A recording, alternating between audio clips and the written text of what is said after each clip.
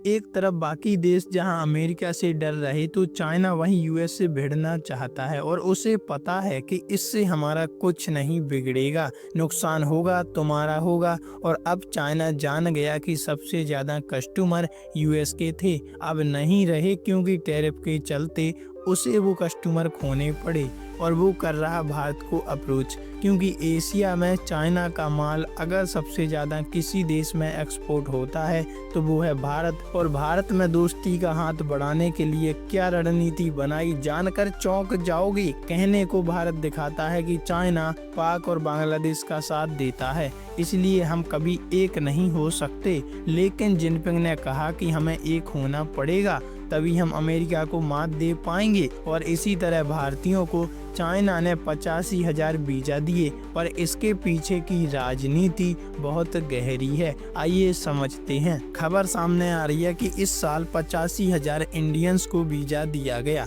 अमेरिकी trade war के बीच China की ये नई पहल भारतीयों को अप्रोच करने का एक नया बहाना है। अमेरिका से जारी ट्रेड वॉर के बीच चाइना भारतीय पर्यटकों को लुभाने की भरसक कोशिशें कर रहा है। भारत स्थित चीनी दूतावास और कंसुलेट्स ने 9 अप्रैल तक 85,000 से ज्यादा भारतीय नागरिकों को वीजा जारी किए।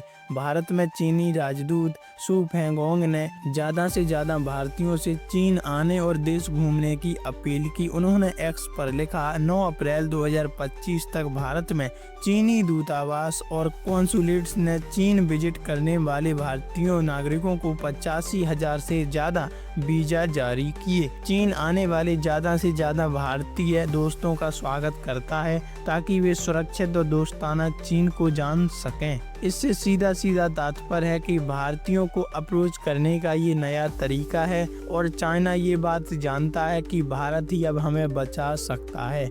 जब गलवान घाटी में झड़प के बाद बिगड़े हुए हालात बने थे, दोनों देशों के रिश्ते आज भी तनाव के बीच झुलस रहे हैं। 15 जून 2020 को चाइना ने ईस्टर्न लद्दाख के सीमावर्ती इलाकों में एक्सरसाइज के बहाने सैनिकों को जमा किया था। इसके बाद कई जगहों पर घुसपैठ की घटनाएं हुई थी। भारत सरकार ने भी इस इलाके में चाइना के बराबर संख्या में सैनिक तैनात कर दिए थे। हालात इतने खराब हो गए थे कि वास्तविक नियंत्रण रेखा LAC पर गोलियां चली थीं। इसी दौरान 15 जून को गलवान घाटी में चीनी सेना के साथ हुई झड़प में 20 भारतीयों की जानें भी गई थीं। बाद में भारत ने भी इसका मुंहतोड़ जवाब दिया था। इसमें 40 चीनी सैनिकों की जानें गई थीं। इसके बाद दोनों देशों के रिश्तों में तनाव बढ़ गया। हालांकि पिछले साल रूस के कजान में G20 समिट के दौरान मोदी और जिनपिंग की मुलाकात से दोनों देशों के रिश्तों में जमी बर्फ पिघलने शुरू हो गई।